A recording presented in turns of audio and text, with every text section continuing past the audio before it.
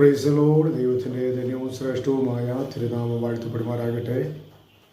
ഇന്ന് രാത്രികാലം Faith Light Media YouTube channel കൂടി തിരുവചനത്തെ കേൾക്കുന്ന എല്ലാ പ്രിയപ്പെട്ടവരെയും ദൈവത്തിൻ്റെ ആത്മാവ് ധാരാളമായി അനുഗ്രഹിക്കുകയും മാനിക്കുകയും ചെയ്യുമാറാകട്ടെ. സർവൈശ്വര്യങ്ങളാൽ നിറയ്ക്കും ദൈവത്തിൻ്റെ അതിമുഖത്തായ പ്രവൃത്തി വെളിപ്പെടുത്തട്ടെ. ഇന്ന് രാത്രികാലത്തെ ചിന്ത ദുർദിവസത്തിൽ വിടുവിക്കുന്ന ദൈവത്തിൻ്റെ ആത്മാവിനെ കുറിച്ചാണ് ഇന്ന് രാത്രികാലം ചിന്തിക്കുവാൻ ആഗ്രഹിക്കുന്നത്.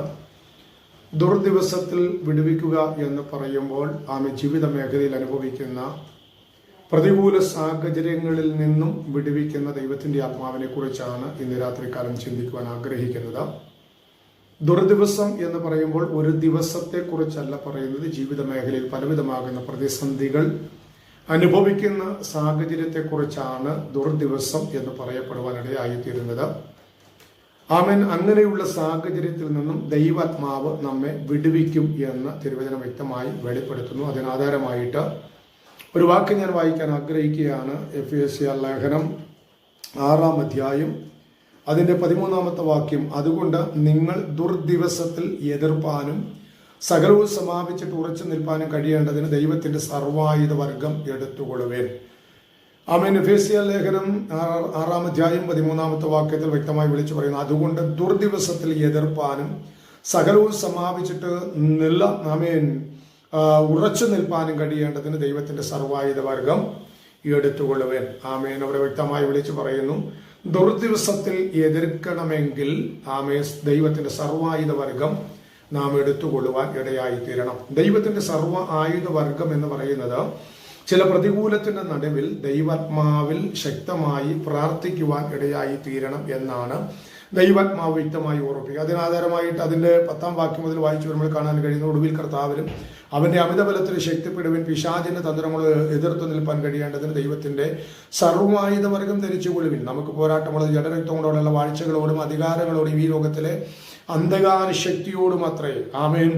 അപ്പൊ എന്താണ് എതിർത്തു നിൽക്കേണ്ടതിന് നാം എടുക്കുവാനിടയായി തീരേണ്ടത്, ദൈവസന്നിധിയിൽ എടുക്കുവാനിടയായി തീരേണ്ടത്, ദുർദിവസത്തിൽ എതിർപ്പാനുള്ള ശക്തി പ്രാപിക്കേണ്ടത് എങ്ങനെയാണ് എന്ന് ചോദിക്കുമ്പോൾ അതിന് 18-ാം വാക്യത്തിൽ പറയും, സകല പ്രാർത്ഥനയാലും യാചനയാലും ഏത് നേരത്തും ആത്മാവിൽ പ്രാർത്ഥിച്ചും അതിനായി ജാഗരിച്ചും കൊണ്ട് സകല വിശുദ്ധന്മാർക്കും വേണ്ടി പ്രാർത്ഥിക്കുവാനിടയായി തീരണം. അപ്പൊ ദുർദിവസം ആമേൻ അതിൽ എതിർപ്പാൻ ഇടയാകണമെങ്കിൽ നമ്മുടെ ജീവിതത്തിൽ വരുന്ന കഷ്ടതകളുടെ നടുവിൽ നിന്ന്, ദുർദിവസം എന്ന് പറയുമ്പോൾ കഷ്ടതകളെ കുറിച്ച്, പ്രയാസങ്ങളെ കുറിച്ച്, പ്രതികൂലങ്ങളെ കുറിച്ചാണ് പറയുന്നത്. ഒന്നുകൂടെ പറഞ്ഞു കഴിഞ്ഞാൽ വിശ്വാസിയുടെ ജീവിതത്തിൽ വരുന്ന പരീക്ഷണങ്ങൾ, പ്രലോഭനങ്ങൾ, ആത്മീയ പോരാട്ടങ്ങൾ, പീഡനങ്ങൾ, കഷ്ടതകൾ, സാത്താന്റെ ആക്രമണങ്ങൾ എന്നിവയാണ് ദുർദിവസം എന്ന് പറയുന്നത്.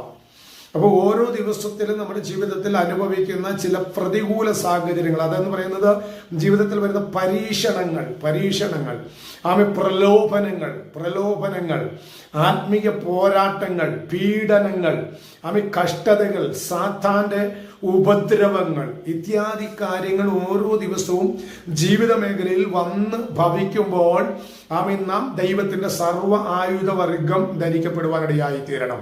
നമ്മുടെ ജീവിതത്തിൽ ഇത്യാദി പോരാട്ടങ്ങൾ, ഇത്യാദി പ്രതികൂലങ്ങൾ ദിനം പ്രതി വന്ന് ഭവിക്കുവാൻ സാധ്യതയുണ്ട്. അപ്പം ദുർദിവസം എന്ന് പറയുമ്പോൾ ഒരു ദിവസം 24 മണിക്കൂറിനെ കുറിച്ചല്ല പറയുന്നത്. ആമേൻ. ഓരോ ദിവസത്തിലും ജീവിതത്തിൽ വ്യാപരിക്കുന്ന ദുഷ്ട അനുഭവങ്ങൾ അല്ലെങ്കിൽ അനുഭവങ്ങളെ കുറിച്ചാണ് പറയുന്നത്. ജീവിത മേഖലയിൽ വന്ന് ഭവിക്കുന്ന ശത്രുവിന്റെ പ്രവർത്തനങ്ങൾ, ദുഷ്ട പ്രതികൂല സാഹചര്യങ്ങൾ, ഓരോ നിമിഷം വന്ന് ഭവിക്കുന്നതായ പ്രതികൂല സാഹചര്യങ്ങൾ, ഇതിൽ നിന്നും നമ്മുടെ ജീവിതത്തിൽ വിജയം പ്രാപിക്കണമെങ്കിൽ ദൈവിക സാന്നിധ്യം അനുഭവിക്കപ്പെടുവാനിടയായി തീരണം. ദൈവത്തോട് ചേർന്ന് നിൽക്കുവാനിടയായി തീരണം. വചനം പഠിപ്പിക്കുന്നു, പോരാട്ടമുള്ളത് ജഡരക്തങ്ങളോടുള്ള വാഴ്ചകളോടും അധികാരങ്ങളോടും ഈ ലോകത്തിന്റെ അന്ധകാര ശക്തിയോടും അത്രേ. അപ്പൊ അന്ധകാര ശക്തിയോട് എതിർത്ത് നിൽക്കണം ണമെങ്കിൽ ദൈവത്തിന്റെ സർവ്വായുധ വർഗം ധരിക്കണം.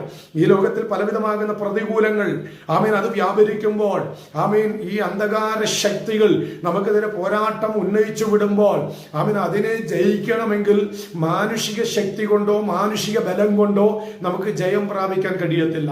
നമ്മുടെ കരവിരുത് കൊണ്ടോ നമ്മുടെ ഭുജബലം കൊണ്ടോ കായിക അഭ്യാസം കൊണ്ടോ നമുക്ക് ഈ ശത്രുവിനെ ജയിക്കാൻ കഴിയത്തില്ല.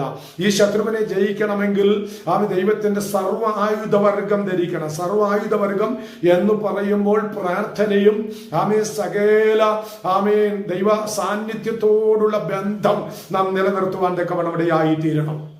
അവിടെ വ്യക്തമായി പഠിപ്പിക്കുന്നത് സകല പ്രാർത്ഥനയാലും യാചനയാലും ഏതു നേരത്തും ആത്മാവിൽ പ്രാർത്ഥിച്ചും കൊണ്ട് ആത്മാവിൽ പ്രാർത്ഥിച്ചും കൊണ്ട് ഇരിക്കാൻ തയ്യാറാകുമ്പോഴാണ് ദുർദിവസത്തിൽ നിന്ന്, അല്ലെങ്കിൽ ഓരോ ദിവസവും നാം അനുഭവിക്കുന്ന കഷ്ടതകളുടെ നടുവിൽ നിന്ന്, പ്രയാസങ്ങളുടെ നടുവിൽ നിന്ന്, പ്രതികൂലത്തിന്റെ നടുവിൽ നിന്ന് നമുക്ക് മോചനം പ്രാപിക്കാൻ കഴിയുകയുള്ളൂ. അങ്ങനെയെങ്കിൽ ദൈവസന്നിധിയിൽ ഓരോ ദിവസവും സമർപ്പണത്തോടെ പ്രത്യാശയോടെ ഏൽപ്പിച്ചു കൊടുക്കും. പ്രാർത്ഥനയോടും ആത്മാവിൽ ധ്യാനിച്ചുകൊണ്ടും ആത്മാവിൽ ജാഗരിച്ചുകൊണ്ടും ദൈവസന്നിധിയിൽ ഏൽപ്പിച്ചുകൊണ്ട് പ്രത്യാശയോടെ മുന്നോട്ട് പോകാം.